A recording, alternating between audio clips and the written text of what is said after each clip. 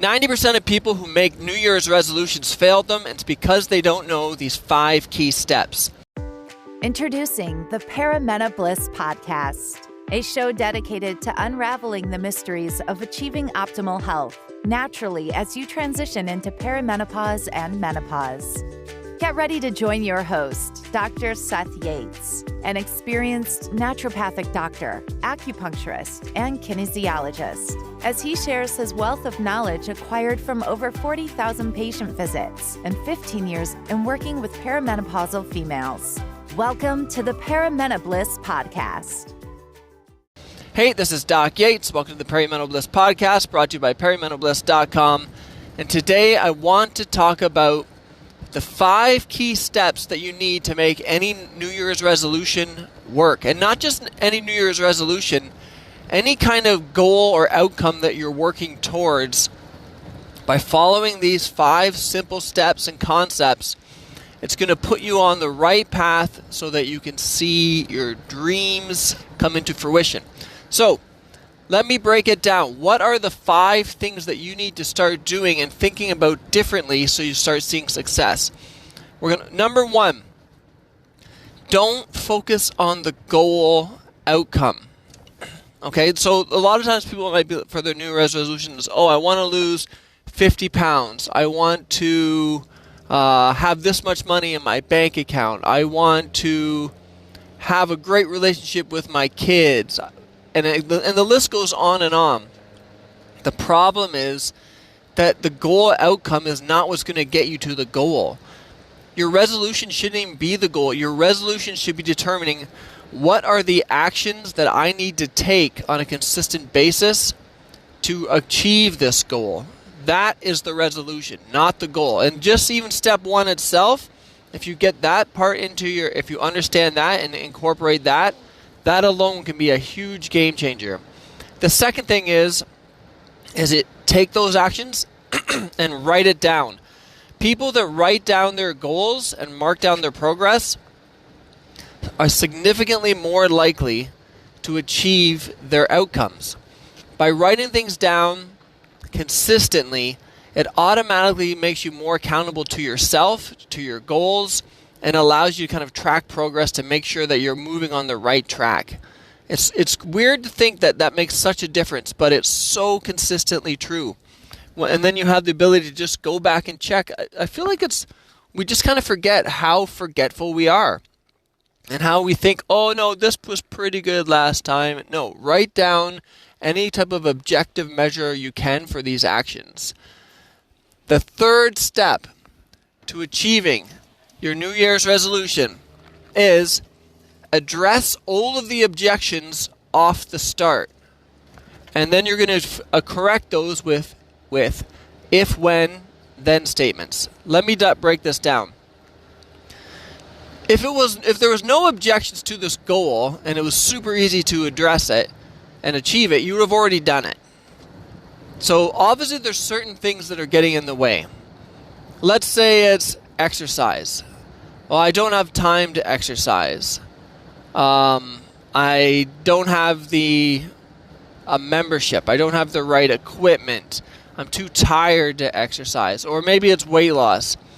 I've tried to lose weight before, but I always fall off the wagon. I've tried to lose weight before, but I don't want to give up these foods. I tried to lose weight before, but then I overindulge.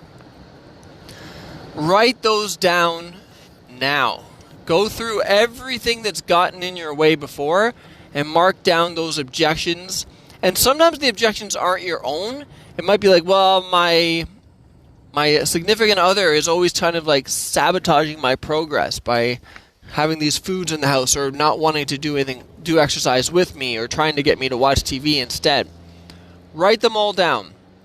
And then what you're going to do is write down an if, when, then statement. If, when, then statements. For instance, that way you already have a rule established and a solution established to each objection because they will come up and you want that written down on paper so you know how you're going to respond.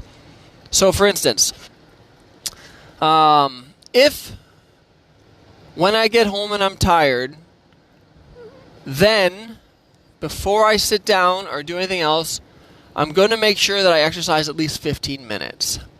If when I'm hungry at night and I normally eat this, I'm going to make sure that before that, I drink 2 glasses of water. If when I want to go for a walk and my significant other doesn't want to come, then I'm still going to go for that walk, even if it's just a short one. Every objection should be addressed with an if, when, then statement. And each of those things, they should be realistic enough that you know that you could put it in place. So don't say something like, if when I eat a chocolate bar and I'm not supposed to, then I'm going to do something crazy like run an entire marathon to wear it off. Like, pick something that you know that you can realistically achieve every time that comes up. Now, at the same time, that's point number 4 we're going to get into now, is determine the exclusions and the cheats early.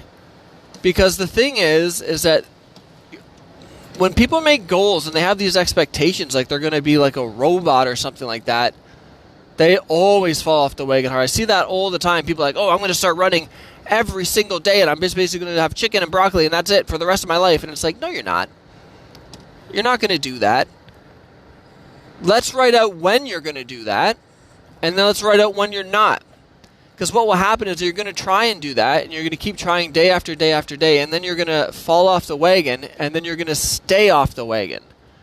Whereas I would say, let's say maybe you do want to do that, but let's say you do that 5 days a week, and twice a week we have days determined in advance, selected in advance, when it will be, you'll have a cheat meal or cheat days or cheat something or a day off or recovery days. These are all important things anyways.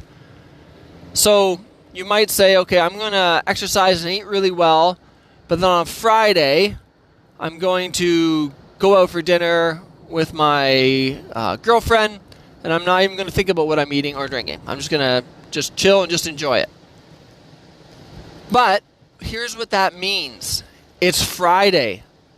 Not, oh, I'm going to do it Thursday and maybe Sunday as well. No, you've written it down in advance, and it's Friday. So it means you have something to look forward to be off, but it means that that's the only time you're off. Because what also happens is when you don't have those only times set up, is it starts sneaking in a little bit every day. And so much so eventually that you're not really on any type of plan towards your dream outcome at all.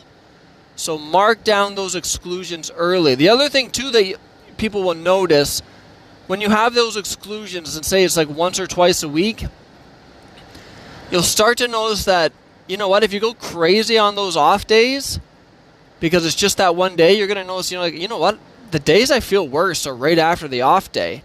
I'm not going to go as crazy on the off day. But you still have those off days to do it. Because if you try to force yourself to become a robot, you're just going to fall off completely. You have to trust me for that. The next thing you're going to do, point number 5, is what are little things along the way that you can use to mark your progress and reward your progress. It's no different than giving kids like stickers along the way. We're the exact same way. We do really good with rewards. So instead of thinking, if your goal was lose 50 pounds and you listen to this talk, you're like, oh, well, that's not my goal. Now I want my goal. That's my outcome. So my goal is going to be, I'm going to set these actions in place. What are little rewards that you can measure along the way in maybe 5-pound increments? Maybe 6-pound increments where you're seeing yourself getting closer towards the outcome that you can reward along the way. But here's the thing. Don't reward yourself in self-sabotaging things. Look for other ways to reward yourself. Like, it doesn't make sense to be like, oh, I'm on a diet and I'm going to reward myself by eating a chocolate cake every time that I lose 5 pounds. You're just going to be setting yourself back too much. You already have the cheat days and exclusions established for that. So figure out other ways to reward yourself that are not self-sabotaging. For instance, it could be like, oh, I've been working out and I lost 5 pounds and now I'm going to buy a new workout outfit that fits better, because now that I'm less, I'm going to reward myself that way. Or now I'm going to reward myself by, we're going to go out for the movies with my friends. Or now I'm going to look for any way you can that can reward yourself for something that you really enjoy, but that's not self-sabotaging your goal. Okay, so those are the top 5 things I would suggest, that if you have a New Year's resolution, get yourself a little booklet, because in the front 2 pages of that booklet, you're going to write down, what is the outcome? What are the action steps to get you there? What are the objections that are going to come up? And then you write down, if, when, insert that objection, then you're going to respond by this. Determine what are the days when you're not going to follow this, what are the exclusions, and what are you going to do on those exclusion days. And then lastly, what are the little goals along the way that you can reward yourself so that you have something to push yourself forward and help reward your progress. And if you do this, your chances of success are dramatically higher. I mean, dramatically higher. And then with the rest of that book, you keep monitoring your progress. And then that way you have the one book that just tracks everything. It could be a book, it could be an app, but track that all, and you'll see as you're seeing the progress and remembering the progress, and then you have the ability to look back in that same book and be like, holy crap, I used to be here like 4 weeks ago and now I'm here. That's extremely motivating. And you don't even think for a second that that's the most important thing. Staying motivated is the most important thing, because and the best way to do that is having these little micro goals, because if you just pick that one thing to go towards the end, your motivation would run out before you get there. So I hope this is helpful. This is Doc Yates signing off. Thank you for tuning in to the Paramena Bliss podcast. Don't forget to hit the subscribe button and visit paramenobliss.com for more valuable information on how you can thrive during your transition through perimenopause. Join our community of like-minded women who are dedicated to achieving optimal health naturally, and stay up to date with the latest tips, tricks, and advice from Dr. Seth Yates. And we'll catch you on the next episode of the Paramena Bliss podcast.